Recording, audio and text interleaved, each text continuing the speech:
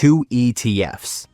One of them lost over 32% of its value in a single year. The other one lost just 21% during that same brutal crash. Sounds like an easy choice, right? Except the ETF that seemed safer then turned around and underperformed the other by more than 35% the very next year. That's SPMO versus QQQ. And today I'm going to show you exactly what $50,000 invested in each one could grow into over the next 10, 20, and 30 years. Because picking the wrong one here isn't a small mistake. It's the kind of mistake that could cost you hundreds of thousands, maybe millions of dollars by the time you actually need that money. Stick around, because by the end of this video, you'll know exactly which fund fits your strategy, and more importantly, why. Welcome to Investments Mindset, where wealth builders come to get inspired. Before we continue, please note that we are not financial advisors. The content on this channel is for educational and informational purposes only. It is not intended to provide investment advice or recommendations regarding specific securities or investments. Always conduct your own research or consult a qualified financial professional before making any investment decision. Every investment involves risk. Let's dive in. Let's start with the question that most people often skip entirely. How do these two funds actually work? If you don't understand the engine under the hood, you're not investing, you're guessing. And guessing with your retirement money is not a strategy. QQQ is the Invesco QQQ Trust, and it tracks the NASDAQ 100. That means it holds the 100 largest non-financial companies listed on the NASDAQ exchange. To make it into QQQ, a company has to be listed exclusively on the NASDAQ. It has to be non-financial. It needs a minimum 3-month average daily trading volume of at least $5 million. At least 10% of its shares need to be freely tradable, and it has to have been publicly listed for at least 3 full months. The index reconstitutes once a year and rebalances every quarter. Clean, predictable, no mystery about what you're holding. SPMO is a completely different animal. This is the Invesco S&P 500 Momentum ETF, and the word momentum is doing a lot of heavy lifting in that name. The philosophy is simple. Stocks that have been winning recently tend to keep winning in the near term. So instead of tracking the biggest companies on one exchange, SPMO goes hunting for the strongest performers across the entire S&P 500. Here's how that actually works under the hood. The fund calculates a momentum score for every stock based on its price performance over the trailing 12 months, excluding the most recent month. That score then gets adjusted for volatility, because a smooth, steady climb is considered more valuable than a wild, choppy one. A Windsorized Z-score gets applied to blunt the effect of extreme outliers. Once the math is done, the top 20% of S&P 500 stocks by risk-adjusted momentum gets selected, with each position capped at either 9% of the index or 3 times its market cap weight, whichever is smaller. And this entire process resets twice a year, every March and September. That twice-a-year reconstitution is the single most important thing to understand about SPMO, because it means the fund you buy today could look nothing like the fund you own 6 months from now. And that fact will matter a lot by the end of this video. So what do these funds actually hold right now? QQQ currently holds around 101 stocks, and the top of that list reads like a who's who of technology dominance: Nvidia, Apple, Microsoft, the rest of the Magnificent Seven, plus Broadcom and Netflix. Those top names alone make up just over half the fund's total weight. Technology dominates the sector breakdown by a massive margin, with consumer discretionary a distant second, and together those two sectors account for over 80% of the entire portfolio. QQQ is tech-heavy, full stop, and you need to make peace with that before you buy a single share. SPMO also holds around 100 stocks, but the composition looks different. Top holdings right now include Broadcom, Nvidia, Meta, JPMorgan Chase, and Netflix, making up roughly half the fund. But the sector mix is more spread out, with technology, financials, communications, and industrials all represented, and tech accounting for only about a third of the portfolio. That's broader exposure than QQQ has right now. Notice I said right now, because that picture can flip entirely after the next reconstitution. Let me give you a real example of just how much that picture can shift.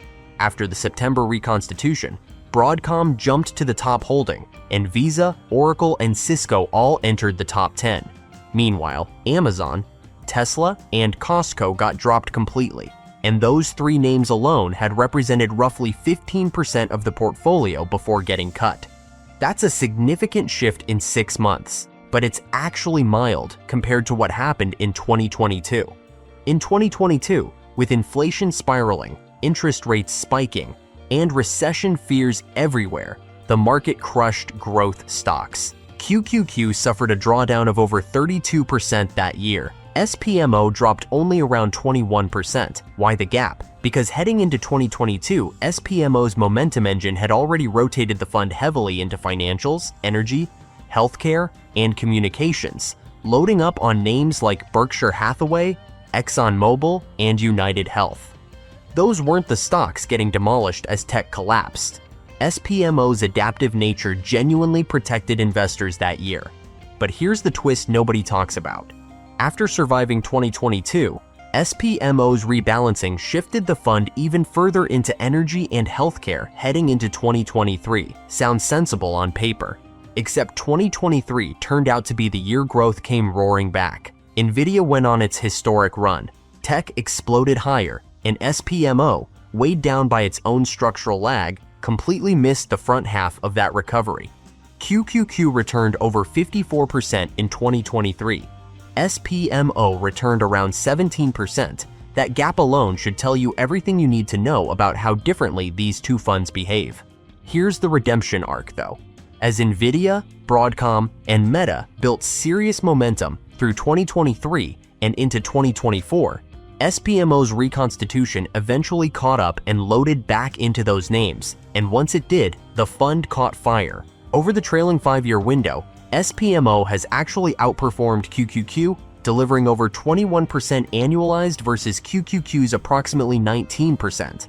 But stretch the timeline back to SPMO's inception in October 2015, and QQQ still leads overall, thanks to how dominant those post-pandemic tech years were. Before we continue, if you find value in this video, even just a little, please subscribe and hit the like button to help us continue to provide more insightful and educational videos. Your support is highly appreciated. Thank you. Now let's make this real. Let's say Bobby, a 35-year-old who just got a bonus at work, decides to take $50,000 and put it into QQQ. If that money kept compounding at QQQ's recent 19% annualized rate, here's what Bobby's account could look like over time. After 10 years, Bobby's $50,000 would have grown to somewhere around $284,700.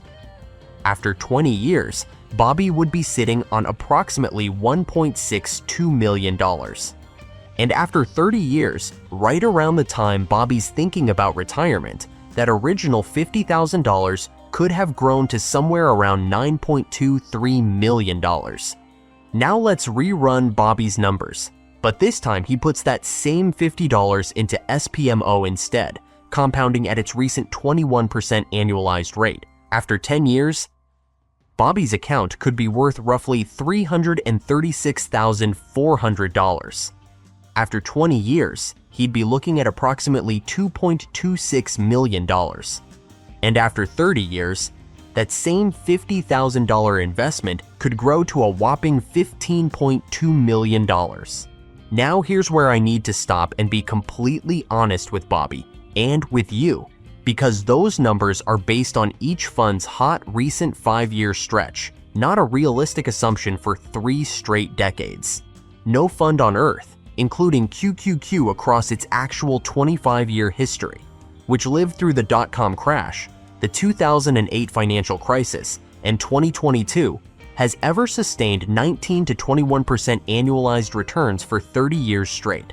If Bobby plugs QQQ's full since inception track record into that same math instead, using a more historically grounded annualized return, closer to 13 to 15%, his $50,000 over 30 years lands somewhere in the $1.9 to $3.3 million range instead of $9 million. Still a life-changing outcome for Bobby, but a very different number. I'm telling you this not to talk you out of either fund, but because the entire point of this video is that you need to understand what you're actually buying, not just chase the biggest number on a chart. So let's talk expense ratios, because over 30 years, fees compound too. QQQ charges 0.2%, which works out to about $20 a year for every $10,000 invested. There's also a mini version called QQQM with a lower 0.15% expense ratio and nearly identical holdings, though QQQ has higher trading volume, which matters more to active traders than to long-term holders like Bobby. SPMO comes in even cheaper at 0.13%, making it one of the most cost-efficient options in its entire category. Now let's talk strengths and weaknesses honestly, because every fund has both. QQQ's biggest strength is its nearly 25-year track record of consistently beating the S&P 500, with concentrated exposure to the most innovative companies on Earth. Its biggest weakness is concentration risk, with over 80% of the fund sitting in just 2 sectors. When tech stumbles, QQQ stumbles hard, and that 32% drawdown in 2022 is a preview of what's possible again. SPMO's biggest strength is its risk-adjusted return profile, posting smaller drawdowns than QQQ over the past decade while still beating the broader market. But momentum strategies struggle during sharp reversals, since the signals need time to catch up to a new trend, and the fund's shape-shifting nature, holding Chevron one year and Nvidia the next, can be genuinely uncomfortable to live with, even when the strategy works. So which one actually wins for a 30-year hold? If Bobby wants stable, predictable exposure to the dominant growth companies of this era, QQQ is his answer. If Bobby wants a strategy that actively adapts to changing conditions and trusts the mechanics of momentum enough not to need to know exactly what he'll own 2 years from now, SPMO fits better. Neither should be the core of Bobby's portfolio. They're satellite holdings around a diversified foundation. But within that role, both have earned their spot. If forced to pick one, QQQ's consistency gives it a slight edge for most people, because the investor who understands what they own is the investor who stays invested through a 30% drawdown instead of panic selling at the bottom. Whatever Bobby decides, and whatever you decide, understand this. The investor who knows exactly what they're holding will ride out the storm. The investor who doesn't will sell at the worst possible moment and turn a temporary dip into a permanent loss. If you're serious about building real wealth, then consider this channel your financial gym.